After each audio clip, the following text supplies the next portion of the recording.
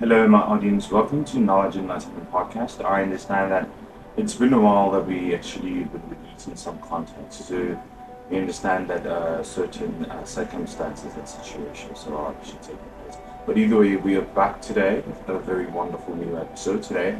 I hope the previous episode was so enlightening and we actually have some sort of understanding when it comes to crypto market. So today, our headline is going to be about tax implications for crypto investors in 2025. So, if you know that you are an investor in crypto for 2025, there's other things that you need to acknowledge.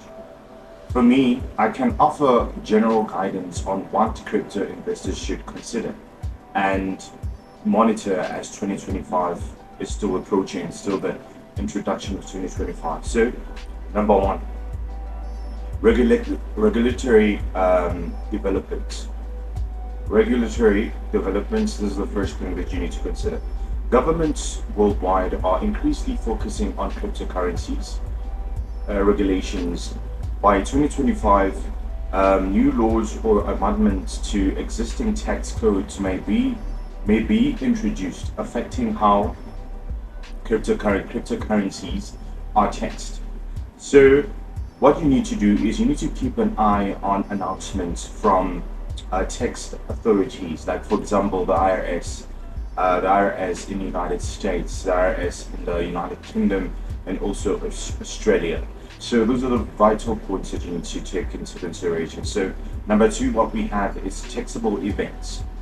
These are very important. So what I mean is common taxable events for crypto investors include selling crypto for flat currencies. Number two, trading one cryptocurrency for another. Number three, using crypto to purchase goods and services. Earning crypto through staking, mining, and also interest. So the other thing is, these events may still apply in this year. So what I mean is they can actually apply very hardcore on your crypto investments for 2025. Um, but tax treatment like for capital gain. So treat this as a capital gain. So you must understand that it's very necessary for you to acknowledge all these things and take these things into consideration. Another point that we need to consider is capital gains.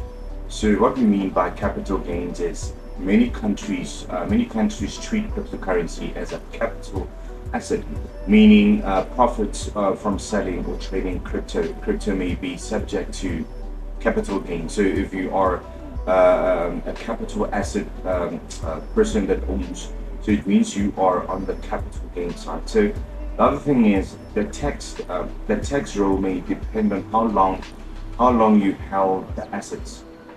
Short term. Let's say you are a short term held asset or a long term. So exactly, and your income bracket. I would literally say that. So number four, what we have is income tax. So I know that majority of us fail a lot when it comes to income tax. Guys, these things are very important. So it's necessary for you to understand these things. So what we mean about income tax is crypto earned through outline like staking, mining, or interest may be classified income and taxed to your ordinary income tax rate. For 2025, governments may introduce clever guidelines on how to report and tax to authorities. Like they will actually provide specific guidelines for you to consider so that you can actually understand exactly what's literally going on when it comes to income tax. Okay, and then we have number five, which is DeFi and NFT. So most of us we have this we find this a bit more perplexed when we are trying to literally understand exactly what those things are. So on DeFi and NFTs, decentralized finance is DFI. So whenever you see this acronym DFI, it's decentralized finance. So a non-fungible tokens is NFTs. So what I mean is Present unique tax challenges by 2025.